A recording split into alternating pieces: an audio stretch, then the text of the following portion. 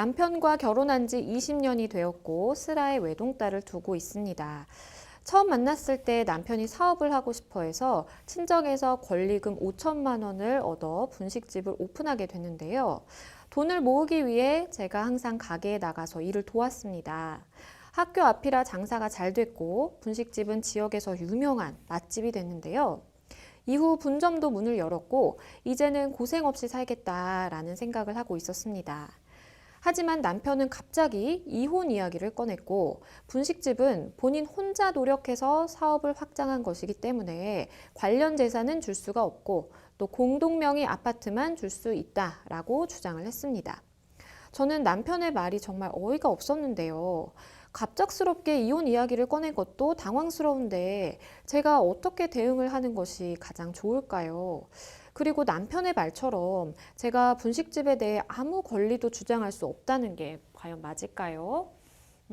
일단은 결혼 생활이 한 20년 정도 되셨고 자녀분도 있으신 상황이에요. 가장 주요하게 궁금하신 점은 사실 분식집 너무나 이제 사업이 잘 되고 있는 지금 상황이기 때문에 관련해서 정말 나에게 이걸 아무런 권리가 없는 것이 맞을까? 어떻게 재산 분할을 좀 하는 것이 맞을까? 이 부분이 좀 가장 궁금하신 것 같은데요. 변호사님은 이 사연 좀 어떻게 들으셨나요? 저 오늘따라 오래 살았는데 조강지처를 배신하는 그런 얘기가 많은 것 같다는 생각이 드는데요. 이렇게 20년 가까이 함께 노력해서 분식집점도 일구고 또 딸까지 키우면서 살고 있었는데 갑자기 이런 행동을 보이면 정말 배신감이 클 것이라는 생각이 들어서 잘 해결해 드리고 싶다는 생각이 들었습니다. 네, 맞습니다. 사실 권리금도 친정에서 얻어서 이렇게 시작하게 된 거고 열심히 매일매일 가게에 나가서 일을 하셨다고 우리 상담자분 말씀을 하셨는데 좀 법적으로 궁금하신 점들 하나하나 짚어보겠습니다. 이혼 소송을 진행할 때 사실 재산 분할 관련해서 굉장히 좀 분쟁이 격화되는 경우가 좀 많은데 일반적으로 재산 분할 과정 어떻게 될까요? 일반적으로 이제 부부들이 재산 분할을 해야 되니까 자신의 재산을 숨기는 경우도 많고 해서 쌍방이 나의 적극 재산이라고 하면은 플러스 이제 우리가 쉽게 생각하는 있는 돈 생각하면 그쵸. 되시거든요. 적극 재산을 내가 바로 공개를 하든 아니면 상대방이 조회를 해서 이렇게 찾아내든 드러내게 되고요. 소극재산이라고 하면은 이제 부채를 말하는데요. 이렇게 내가 빚을 진 부분을 보통 부채는 나한테 유리한 사유이기 때문에 재산 분할에 있어서는 그쵸. 유리한 사유이기 때문에 보통 본인이 다 공개를 하게 됩니다. 이렇게 적극재산과 소극재산을 일단 공개하는 그래서 다 꺼내놓고 이제 표를 만드는 작업이 먼저 이루어지고요. 두 번째로는 이제 그것들을 하나하나 이제 보면서 이거는 부부 공동의 재산이다. 혹은 아니다. 나 혼자 상대방의 기여 없이 혼자 형성한 나만의 특유 재산이다. 이렇게 다툼의 과정이 이제 진행이 되고요.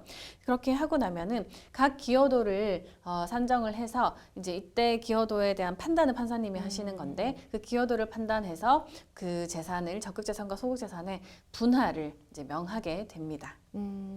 사실 이 분식집 이야기 얘기를 조금 해보면요.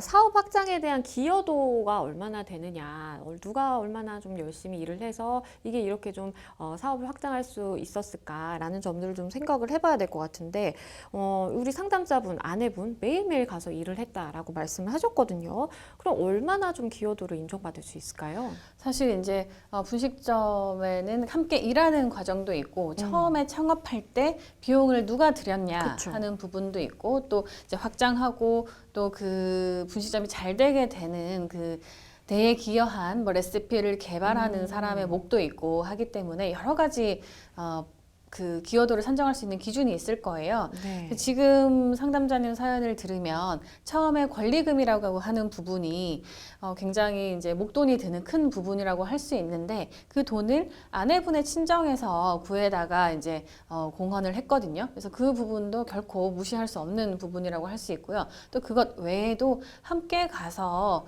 매일같이 그렇게 일을 했기 때문에 이제 확장될 수 있었던 것으로 보이는데 지금 남편의 말처럼 뭐 확장에 나만 잘했다, 나만 노력해서 확장한 것이다. 사실 그렇게는 보이지 않고요.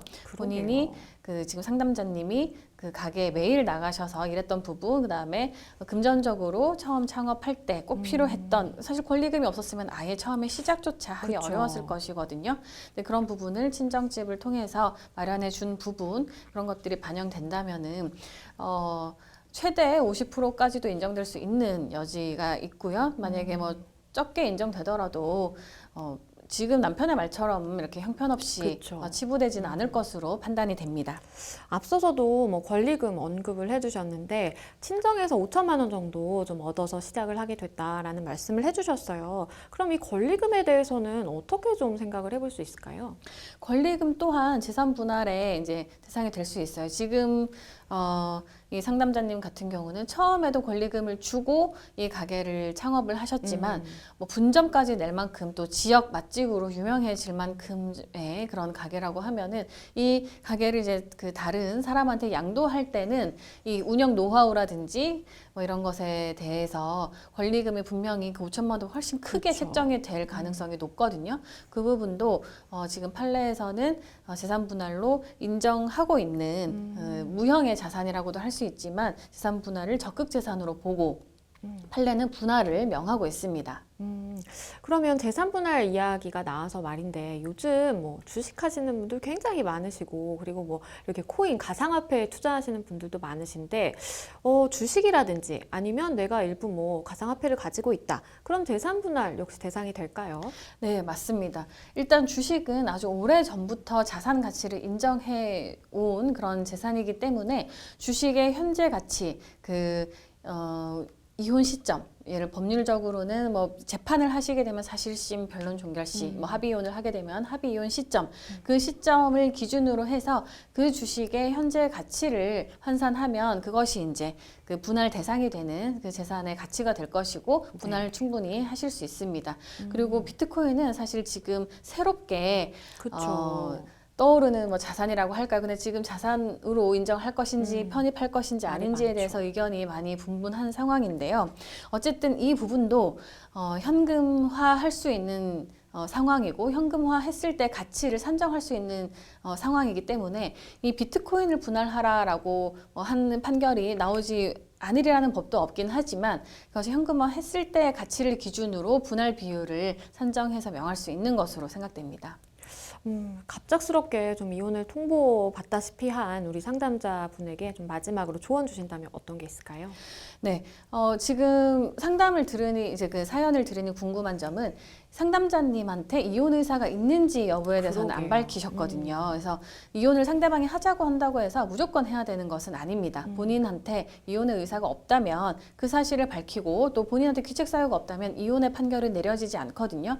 그래서 이혼의 의사가 있는지 없는지 본인한테 스스로 자문해서 답을 구하실 필요가 있고요. 이혼 의사가 있다라고 한다면 상대방한테 이제 귀책 사유를 물어서 이혼 절차에 임하시기를 말씀을 드리도록 하겠습니다. 네. 변호사님께서 말씀을 해주신 것처럼 사실 우리 상담자분께서 말씀 주신 내용에 따르면은 딱히 우리 상담자분에게 뭐 귀책 사유가 있는 것 같지 않고 그리고 이혼에 대해서는 의사가 좀 고민 중이신 것 같아요. 그래서 마음이 좀 결단이 내려지시면 그 방향에 맞게 좀 대응을 하시는 게 좋을 것 같고요. 그 과정에서 또 법률 전문가의 도움도 받아보시면 좋겠습니다.